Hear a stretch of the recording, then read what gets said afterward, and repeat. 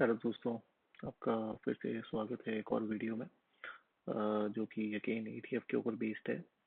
और मैं back to back ETF के ऊपर वीडियोस बना रहा हूँ ताकि मैं चाहता हूँ कि ईटीएफ का पार्ट जल्द से जल्द कवर कर लूँ और उसके बाद हम क्रिप्टो पे जाएंगे, क्योंकि मुझे लगता है कि क्रिप्टो भी एक काफ़ी अच्छी इन्वेस्टमेंट है। जिन अ, लोगों को लगता है कि उनको इन्वेस्ट करना चाहिए, तो मैं उनकी भी हेल्प करना चाहता हूँ क्रिप्टो में अपने व्यूज़ दे के और क्रिप्टो में थोड़ी इन्वेस्टमेंट के बारे में नॉलेज दे के।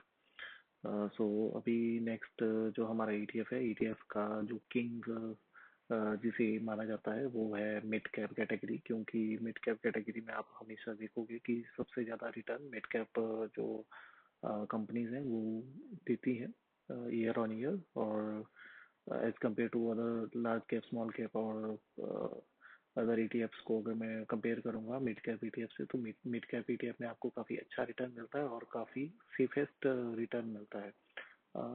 स्मॉल कैप में भी अच्छा रिटर्न मिलता है, लेकिन स्मॉल कैप में थोड़ा सा रिस्क फैक्टर हाई होता है as compare to mid cap और large cap. But mid cap काफ़ी अच्छे से देखेंगे तो सेफ है, और समटाइम स्मॉल कैप का जो ईटीएफ है उसको भी बीट करता है, और इंडेक्स को तो बीट करता ही है, क्योंकि जो निफ्टी 50 इंडेक्स है उससे काफ़ी अच्छा परफॉर्म करता है मिड कैप ईटीएफ। अगर आप देखेंगे, ये मेरा एसेट का मिड कैप 150 ईटीएफ है। मैं आपको सजेस्ट नहीं कर रहा हूँ कि आप इसको बाई करो, बट ये मैं आपको एक दिखा रहा हूँ, जस्ट एन एग्जांपल। अगर आप ग्रोथ के अकॉर्डिंग देखेंगे तो ओवरऑल आप देखेंगे 2022 में रिलीज हुआ मार्च में 10 रुपये के अराउंड, और अभी ऑलमोस्ट डबल है। या आप देख सकते हैं कि आपकी पैसे आज तक डबल हो जाएंगे अगर आप हो गए होते, अगर आपने 2022 में इसमें इन्वेस्ट किया होता। मेरी भी कुछ एक थोड़ी बहुत इन्वेस्टमेंट चल रही है, ज़्यादा कुछ नहीं है। अभी मैं जस्ट फॉर एक्सपेरिमेंट कर रहा हूँ।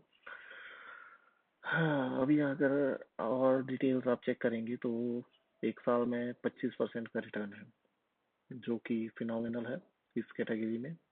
ओवरऑल आप देखेंगे 29.6% का रिटर्न है, और कैटेगरी का एवरेज आप देखेंगे तो जो चल रहा है 28, 21, 26, और आप रैंक देखेंगे 1 ईयर की कैटेगरी में 24 है, जो कि ठीक है, ज़्यादा बुरा नहीं है। और इसमें अगर एसेट अंडर मैनेजमेंट देखेंगे 945 करोड़ है।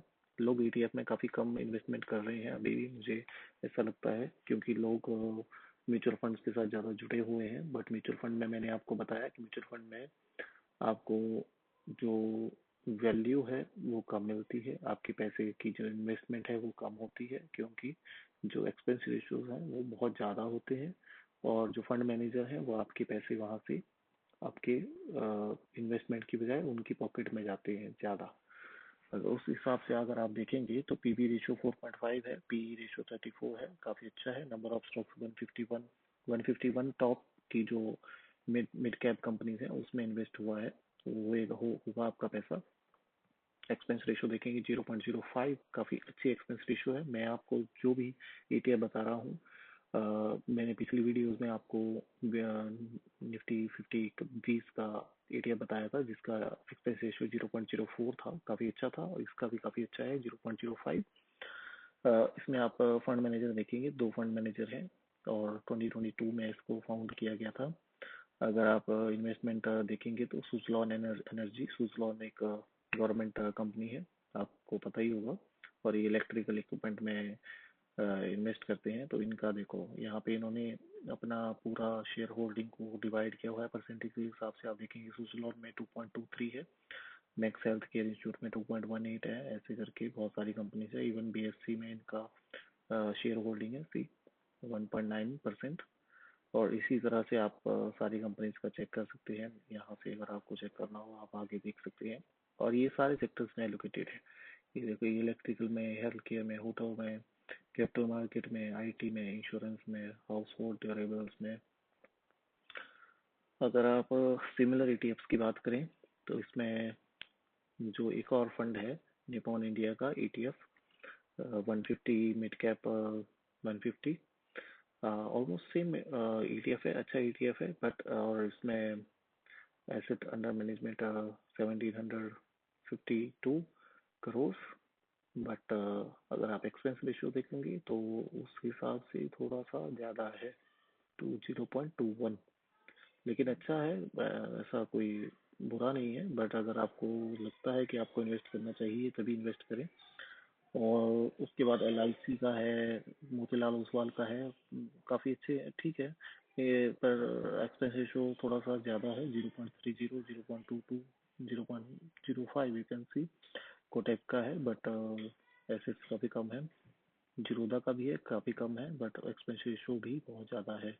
अगर आप इसके साथ इस म्यूचुअल फंड को कंपेयर करेंगे निटन इंडिया के साथ, तो इनका ओवरऑल अगर आप देखेंगे 62 पे 2019 में फाउंड किया गया था, 62 प्राइस था, और अभी तक 220 है। अच्छी ग्रोथ है, ऐसा नहीं है।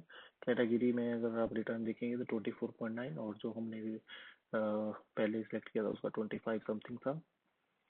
और रैंकिंग इसकी भी 28 है, उसकी आई गेस 24 थी। इसमें एसेट्स इतने ही है, PB रेशो और PE रेशो दोनों का सेम है, उसका भी और इसका भी ऑलमोस्ट। बट इसमें एक्सपेंस रेशो 0.21 है, जो कि थोड़ी सी ज़्यादा लग रही है मुझे।